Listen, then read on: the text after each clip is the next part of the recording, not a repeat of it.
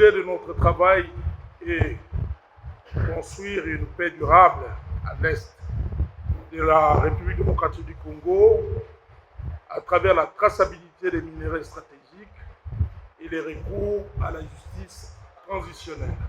La problématique d'une paix durable et d'une stabilité pérenne à l'est de la République démocratique du Congo préoccupe au plus haut point toute la nation.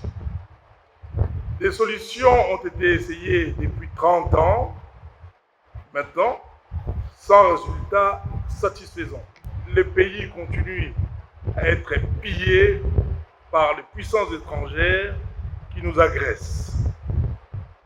Il nous faut une prise de conscience collective. Cette guerre qui nous est imposée depuis 30 ans vise l'approvisionnement de nos métaux stratégiques par des voies criminelles et illégales. C'est un pillage systématique de nos ressources naturelles et un dépeuplement forcé de nos territoires. C'est dans ce contexte qu'intervient ce travail tutoré des Master 2 en sciences politiques. Ce travail se veut une boîte à outils dont le gouvernement et les politiques peuvent se servir pour trouver solution dans le cadre de l'instauration d'une paix durable et d'une stabilité pérenne à l'est de la République démocratique du Congo. Nous sommes profondément convaincus que la paix et la stabilité durable à l'est de notre pays passeront essentiellement par la traçabilité de nos minéraux stratégiques au niveau international, des sanctions ciblées contre les firmes internationales qui passent par le Rwanda afin d'alimenter des conflits armés permanents pour mieux piller nos ressources. Elle, donc la paix et la stabilité passeront aussi impérativement par la mise en œuvre rapide et effective de la justice transitionnelle. Avec la justice transitionnelle, à travers ces 4 piliers qui sont la vérité, les poursuites judiciaires, la réparation des victimes et les garanties de non-répétition des crimes, nous aurons l'occasion de construire une nouvelle réconciliation nationale à travers une commission de vérité et réconciliation. Les commanditaires des crimes graves contre la paix et la sécurité de l'humanité commis sur notre territoire seront poursuivis, jugés et condamnés. Sur ce point, nous sommes favorables à la création rapide d'un tribunal spécial pour la République démocratique du Congo afin de juger tous les criminels de guerre sémant la terreur à l'est de la République démocratique du Congo. La poursuite exemplaire de certains auteurs de crimes va dissuader les groupes armés criminels qui ensanglantent l'est de la République démocratique du Congo. Par la justice traditionnelle, nous allons continuer à intensifier le travail du FONAREV, celui de réparer les victimes des crimes internationaux commis en République démocratique du Congo depuis 30 ans. Nous allons procéder aux réformes de nos services de sécurité et à leur professionnalisation.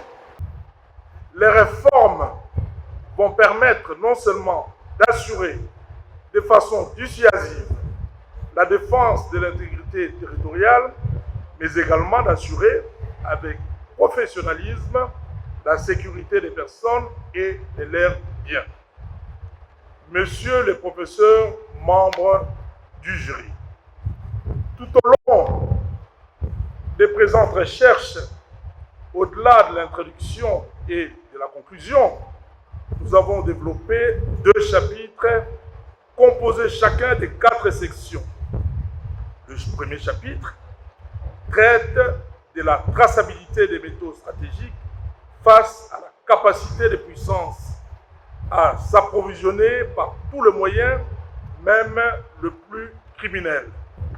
Nous abordons la question de l'importance et de la nécessité de la traçabilité, section numéro 1, la vue d'ensemble de la traçabilité dans un contexte africain, section 2, les règles européennes de la traçabilité comme modèle en matière d'approvisionnement minéral responsable, section numéro 3, et la question des conflits armés permanents à l'est de la République démocratique du Congo comme une guerre d'approvisionnement des métaux critiques imposée à la République démocratique du Congo depuis 30 ans, section 4. Le deuxième chapitre traite de la nécessité d'appliquer la justice transitionnelle dans toutes ses dimensions afin de mettre fin au cycle de violence à l'est de la République démocratique du Congo. Dans ce chapitre, nous abordons la notion de la justice transitionnelle, section première, la problématique d'une nouvelle commission de vérité et réconciliation pour l'unité nationale et la reconstitution de notre mémoire collective, section 2, la nécessité d'organiser les poursuites contre les auteurs des crimes graves et l'intensification du travail du FONAREV dans la réparation des victimes des dites atrocités, section 3, et de l'impératif des réformes des services de sécurité en République démocratique du Congo comme garantie de non-répétition des crimes. Professeur Olécole, secrétaire. Professeur Guilain Kassomoma, avant reçu en défense publique travaux titulés du récipiendaire Chantini Ngobila Mbaka, intitulé Construire une paix durable à l'est de la République démocratique du Congo à travers la traçabilité des minéraux stratégiques et le recours à la transition. Après le débat et délibération à Ouyoulou, le jury a pris la décision suivante. Le récipiendaire a reçu avec la mention excellente.